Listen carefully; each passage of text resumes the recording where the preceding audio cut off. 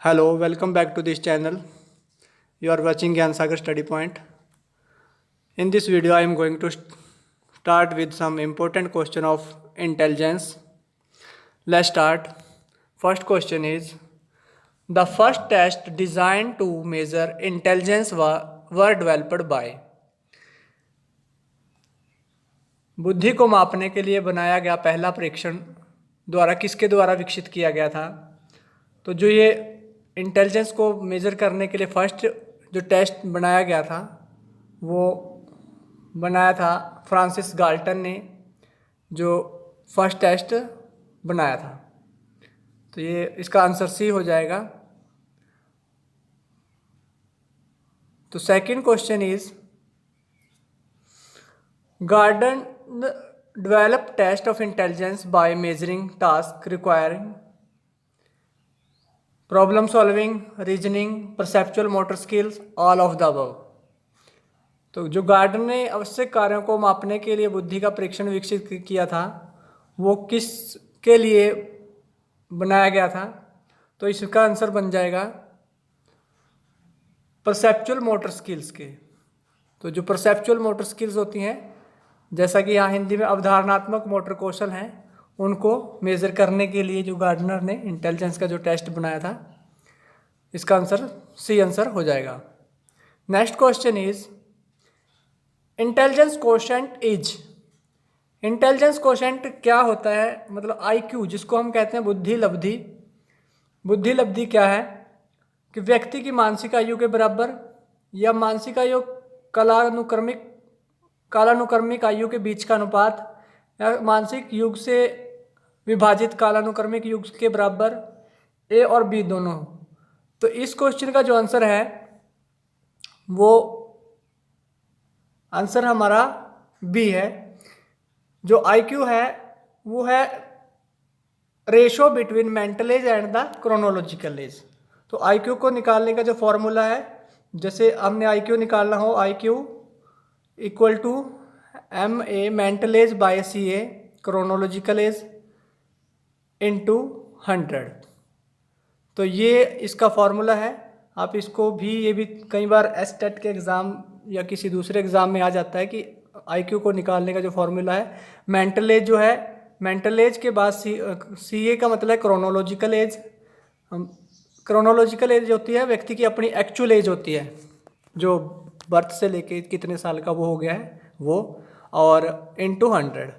तो ये इस तरह से इस फॉर्मूले से हम आईक्यू निकालते हैं। तो नेक्स्ट क्वेश्चन इज, तो यहाँ पर भी अगर आप हिंदी मीडियम से देखना, हिंदी मीडियम में कर रहे हो तो आप ये सेकंड इसका ऑप्शन है, क्योंकि मेंटल एज और कालानुक्रमिक आयु के बीच का जो अनुपात है वही M A by C A into 100। तो ये इसका भी आंसर हो जाएगा। तो नेक्स्ट क्वेश्चन पे चलते हैं। Intelligence general intelligence test are, जो सामान्य बुद्धि परीक्षण है तो वो क्या है? जैसे कि सामान्य बुद्धि परीक्षण है उपलब्धि परीक्षण, प्रदर्शन का परीक्षण, रुचि परीक्षण, संख्यात्मक परीक्षण, अचीवमेंट, परफॉर्मेंस, एप्टीट्यूड या न्यूमेरिकल टेस्ट। तो इसका जो आंसर बनेगा वो हमारे जो जर्नल इंटेलिजेंस टेस्ट है वो परफॉर्मेंस टेस्ट होते हैं। बी इसका आंसर आ जाएगा। और हिंदी में भी यहाँ बी इसका आंसर होगा, प्रदर्शन का परीक्षण। तो next question is, the group factor theory of intelligence was proposed by. जो ग्रुप फैक्टर थ्योरी है वो किसके द्वारा दी गई थी? तो ये क्वेश्चन, इसका आंसर बनेगा तो थॉर्नडाइक, थ्रस्टन, स्पीयरमैन, कैटिल। तो ये थॉर्नडाइक ने ग्रुप फैक्टर थ्योरी जो थी वो बताई थी। तो इसको हिंदी में अगर आप देखना चाहिए, सेम ही क्वेश्चन इसका आंसर बनेगा यहाँ पर भी। तो थॉर्नडाइक के द्वारा ही बी इसका आंसर है। बुद्धि के समूह कारक सिद्धांत जो था थॉर्नडाइक ने प्रस्तावित किया था। तो नेक्स्ट क्वेश्चन इज, अगर आप चैनल पर न्यू हो तो चैनल को सब्सक्राइब कर लें और बेल आइकन को दबा लें ताकि आपको हमारी आने वाली वीडियोस की नोटिफिकेशन मिलती रहे। और इस तरह के मैं वीडियो बनाता रहता हूँ, उस तरह के इम्पोर्टेंट कंटेंट आपको प्रोवाइड कराता रहूँगा। और जुड़े रहें चैनल के साथ। Next question is, most test of a creativity emphasize, एक रचनात्मकता का अधिकांश परीक्षण किस पे जोर देता है? तो जो क्रिएटिविटी के जो टेस्ट हैं, तो कन्वर्जेंट थिंकिंग, जो divergent thinking, critical thinking, none of the above. तो यहाँ पर जो क्या है कि जो कन्वर्जेंट थिंकिंग में क्या होता है कि समस्या बहुत सारे, जब हमारे पास इंफॉर्मेशन हो उसमें से कोई हम कम जैसे हम प्रेसी लिखते हैं ना, तो पूरा पैराग्राफ को पढ़ के एक लाइन में उसका आंसर देते हैं, तो वो होता है कन्वर्ज करना। ज़्यादा इन्फॉर्मेशन है, उसको सिर्फ थोड़ा सामने निकाला। तो डाइवर्ज होता है कि मान लो हमारे पास एक मान लो कोई भी टॉपिक है, उस टॉपिक पे आपको बोल दिया कि आप इस पे अपनी मर्जी से कुछ भी बोलते जाओ, कितनी भी लाइनें लिख दो, तो आपको दे दिया होनेस्ट वर्ड। तो होनेस्ट वर्ड पे आपको आप कितना भी लिखो, मान लो आपको हमने कह दिया ऑनेस्ट लिखो, ऑनेस्ट वर्ड के ऊपर आपने कुछ भी लिखना है, तो आप उस पर 1 पेज भर सकते हो, 10 पेज भी भर सकते हो। तो वो है डाइवर्स करना, अपनी थिंकिंग को बढ़ाना। क्रिटिकल थिंकिंग में होता है कि जब हमारे पास कोई समस्या है तो उसके बारे में, उसके प्रो और कॉन, उसके हानियाँ लाभ, उसके गलत सही क्या है, वो सारे के बारे में जानकारी हासिल करके तब हम समस्या का हल की तरफ बढ़ते हैं। तो जो कि क्रिएटिविटी के जो ज़्यादातर टेस्ट होते हैं वो हमारे डाइवर्जेंट थिंकिंग को बढ़ाते हैं कि हमारा दिमाग किसी समस्या का ज़्यादा से ज़्यादा क्या सोल्यूशन दे सकता है। कि आपको कह दिया जाए कि आपके पास पेंसिल है, आप पेंसिल के क्या क्या प्रयोग कर सकते हो पेंसिल का, तो आपके दिमाग में बहुत से विचार आएंगे कि मैं पेंसिल से ये भी कर सकता हूँ, वो भी कर सकता हूँ, वो भी कर सकता हूँ। तो वो सब है आपके डाइवर्जेंट थिंकिंग। तो आशा करता हूँ समझ में आ गया होगा। Next question is the first test design to measure intelligence were developed by. तो इंटेलिजेंस को डेवलप करने के मेजर करने के लिए जो सबसे पहला जो टेस्ट था वो बनाया गया था फ्रांसिस गाल्टन के द्वारा। तो गाल्टन ने ही सबसे पहले जो इंटेलिजेंस को मेजर करने के लिए टेस्ट बनाया था। अल्फ्रेड बिने की बात भी आती है, परंतु अल्फ्रेड बिने से पहले गाल्टन ने जो था वो टेस्ट बना दिया था। तो next question is which of the following group show the highest correlation with respect to intelligence?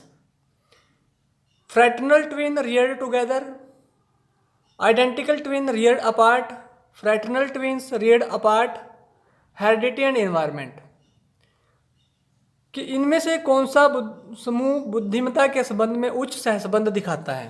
जो इंटेलिजेंस के संबंध में, कि जुड़वा बच्चे एक साथ जो पाले जाते हैं, या वो बच्चे जो आइडेंटिकल ट्विन्स हैं और उनको अलग अलग रखा जाए, अलग अलग जगह पे उनका पालन पोषण हो, या फिर थर्ड नंबर पे फ्रैटर्नल ट्विन रियर्ड अपार्ट, कि फ्रैटर्नल भ्राता जुड़वा बच्चों को अलग अलग रखा जाए।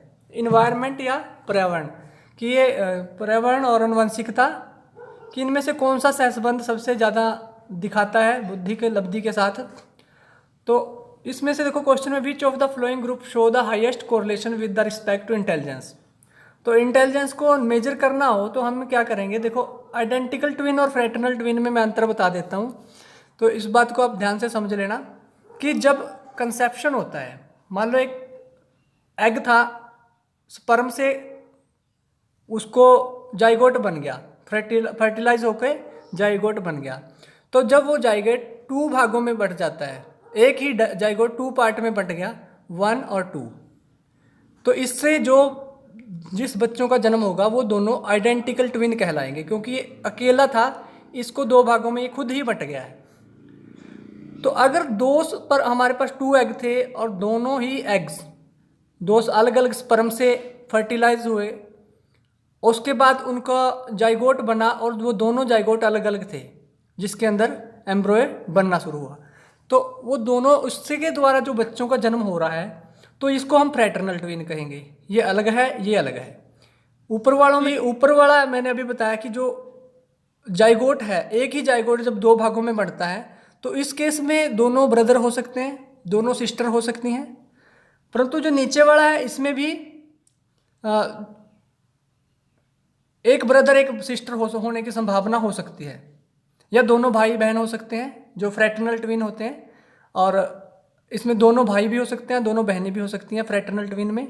परंतु आइडेंटिकल में एक ही क्योंकि एक ही जाइगोट दो भागों में बंट रहा है, उसमें पॉसिबिलिटी ज़्यादा यही होती है कि दोनों ही एक ही सेक्स के जो स्टूडेंट बच्चे होंगे दोनों एक ही सेक्स के हो सकते हैं, मेल हो सकते हैं या फीमेल हो सकते हैं। परंतु फ्रैटर्नल में मेल फीमेल होने की प्रोबेबिलिटी बढ़ जाती है कि दोनों मेल भी हो सकते हैं, दोनों फीमेल भी हो सकती हैं, या फिर थर्ड ऑप्शन है एक मेल और फीमेल दोनों चाइल्ड हो सकते हैं। तो इसमें 3 ऑप्शन है, ऊपर वाले में 2 है। तो ये समझ में आ गया होगा। तो आइडेंटिकल ट्विंस जो देखो ऊपर वाला है, आइडेंटिकल ट्विंस एक ही जाइगोट से जब 2 बच्चे पैदा हुए तो उनके द्वारा जो बी आंसर है हमारा ये है कि आइडेंटिकल ट्विंस को रियर्ड अपार्ट का मतलब कि अलग अलग जगह रखा जाए और उनका पालन पोषण किया जाए, तो उस समय उनके इंटेलिजेंस को कोरिलेशन देखा जाता है, तो वो हाई कोरिलेशन आता है क्योंकि दोनों ही एक ही जाइगोट से बने हुए हैं। कि दोनों बच्चों को अगर अलग अलग रखेंगे, आइडेंटिकल ट्विन की बात है, फ्रैटर्नल की नहीं है। तो शायद आप समझ में होंगे, आगे होगा। तो इसके आगे ये हिंदी में भी ऐसे ही दे रखा है, यहाँ कुछ अलग अलग जुड़वा बच्चे अलग हो गए, तो ये हिंदी की टाइपिंग में कुछ गलती हो रही है। तो आइडेंटिकल ट्विन था यहाँ पर। आइडेंटिकल ट्विन मतलब एक ही जैसे बच्चे जो हैं अलग अलग की जगह जुड़वा बच्चे एक ही जैसे जो हैं, एक जैसे जो जुड़वा बच्चे हैं वो उनको अलग अलग पाला जाए, अलग अलग रख के उनको पालन पोषण किया जाए, तो वो हाई कोरिलेशन दिखाएंगे इंटेलिजेंस के लिए। और जो फ्रैटर्नल जुड़वा बच्चे हैं उनको अलग अलग रख के पाला जाए तो उनका कोरिलेशन कम आएगा। तो इसका आंसर भी बी हो जाएगा, हमारा जो सही आंसर है बी आंसर हो जाएगा। तो next question is which of the flowing retarded group can leave a normal life. देखो जो मेंटली रिटार्डेड जो चाइल्ड होते हैं उनकी बात है कि जो रिटार्डेड ग्रुप होता है एक नॉर्मल लाइफ उनमें से कौन सा ग्रुप जी सकता है जिसको ज़्यादा एक आम इंसान की तरह ही जो जी सकता है, परंतु वो रिटार्डेड है। तो ये सबसे पहला हमारा आंसर आ जाएगा माइल्ड, मॉडरेट, सीवियर, प्रोफाउंड। इसके 4 लेवल होते हैं, माइल्ड, मॉडरेट, सीवियर, प्रोफाउंड। तो ये इस तरह से इसका सीक्वेंस है, 1 माइल्ड, 2 मॉडरेट, 3 सीवियर और 4 प्रोफाउंड। तो ये आप सीक्वेंस भी याद कर लें साथ में। तो माइल्ड लेवल के जो स्टूडेंट जो चाइल्ड होते हैं जिनका मेंटल IQ थोड़ा नॉर्मल से कम होता है उनको माइल्ड में रखते हैं, और वो एक आम इंसान जैसे आम बच्चों की तरह जीवन जी सकते हैं। उनकी एक कुछ काम भी सीख सकते हैं, वो एकेडमिक वर्क भी सीख सकते हैं, कोई मान लो स्किल सीख गए और वो अपनी एक शादी करके गृहस्थी बसाने के योग्य भी हो जाते हैं वो माइल्ड लेवल वाले। तो वो अपना एक अच्छा परिवार को चलाने की जिम्मेदारी भी निभा सकते हैं। मतलब ये नहीं होता कि माइल्ड लेवल वाले बिल्कुल ही IQ लेवल कम होता है या दिमाग उनका ज़्यादा काम नहीं करता, वो बहुत मतलब नॉर्मल जैसे बच्चों से थोड़ा सा कम होते हैं, परंतु वो नॉर्मल लाइफ जी सकते हैं। थोड़ा सा बस अगर कोई उनको सही गाइड करे तो गाइडेंस की ज़रूरत देखो सभी को होती है। तो माइल्ड लेवल वालों को अगर अच्छी गाइडेंस मिले तो वो एक नॉर्मल लाइफ जी सकते हैं। तो नेक्स्ट क्वेश्चन इज़, तो यहाँ पर भी देखो ये हिंदी में दे रखा है, तो आप कौन सा मंदता समूह सामान्य जीवन जी सकता है, तो यहाँ पर भी माइल्ड आंसर आ जाएगा, ए आंसर माइल्ड आंसर आ जाएगा। तो नेक्स्ट क्वेश्चन है what is the IQ range of moderate mentally retarded children. तो मॉडरेट मेंटली रिटार्डेड जो चिल्ड्रन हैं उनकी IQ रेंज क्या है। तो इसके लिए मैं आप लोगों को बता देता हूँ कि इनकी चारों पार्ट जो है 4 पार्ट हैं ये, इनके सभी की IQ रेंज क्या है। तो इससे आप इस क्वेश्चन से आपके 2-3 क्वेश्चन बन जाएंगे, आप आसानी से आपके UGC नेट में आए चाहे आपके STET में आए किसी और टेट में आए, तो आपका ये क्वेश्चन गलत नहीं होगा और आपको एक ही प्लेटफॉर्म पर सारी चीज़ें मिल जाएंगी। जो मेंटली रिटार्डेड होते हैं उनका जो रेंज है मानी जाती है, तो रिटार्डेड ग्रुप को जिनकी बिलो 70 से कम IQ जिनका होता है 70 से, तो उनको ही मेंटली रिटार्डेड कैटेगरी में काउंट किया जाता है। जिनके 70 से अबव होता है उनको मेंटली रिटार्डेड नहीं माना जाता। तो इसको अलग अलग कैटेगरी में बांटा गया है। अब पहले मैं माइल्ड की बात करता हूँ। माइल्ड में क्या होता है, माइल्ड का जो लेवल है 50 से लेके 70 तक रखा गया है। 50 to 55, ये 55 आप कर लेना कि मान लो थोड़ा बहुत सिम्टम के बेस पे उनको बांट देते हैं।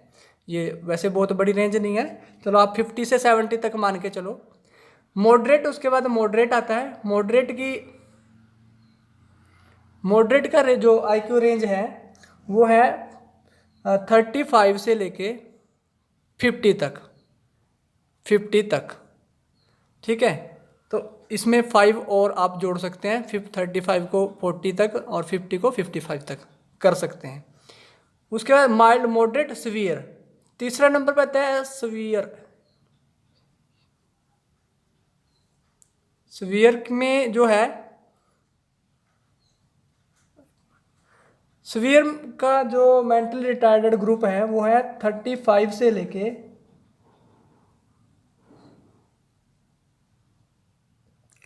सीवियर में जो आएगा ये 20 से लेके 35 तक, 35।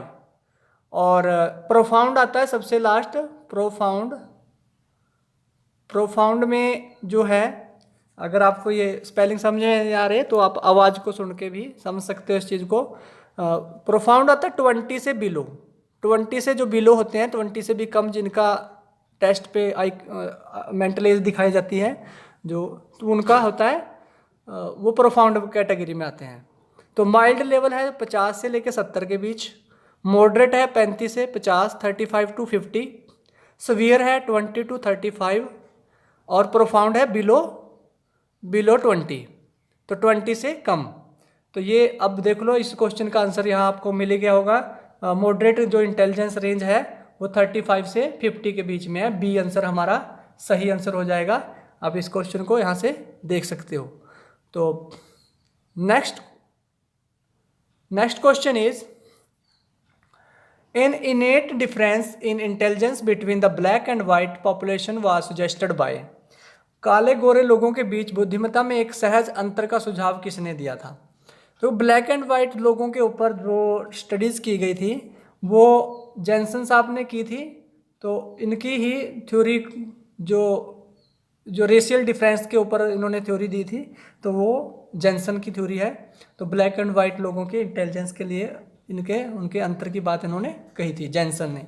तो जैनसन की जो थ्योरी है वो मैं आगे किसी वीडियो में आपको बताऊंगा। तो नेक्स्ट क्वेश्चन इज, तो ये था आज का 10 क्वेश्चन, हमारे इम्पोर्टेंट क्वेश्चन थे। अगर आपने इनको खुद करने की कोशिश किया तो आप मुझे कमेंट बॉक्स में ज़रूर बताएं कि आपके कितने क्वेश्चन सही थे। तो अगर चैनल पर न्यू हो तो चैनल को सब्सक्राइब कर लें और बेल आइकन को दबा लें ताकि आपको आने वाली नेक्स्ट वीडियो की नोटिफिकेशन मिलती रहे। और मिलते हैं नेक्स्ट वीडियो में कुछ नए इंपॉर्टेंट क्वेश्चंस के साथ। तब तक के लिए हैव ए ग्रेट डे।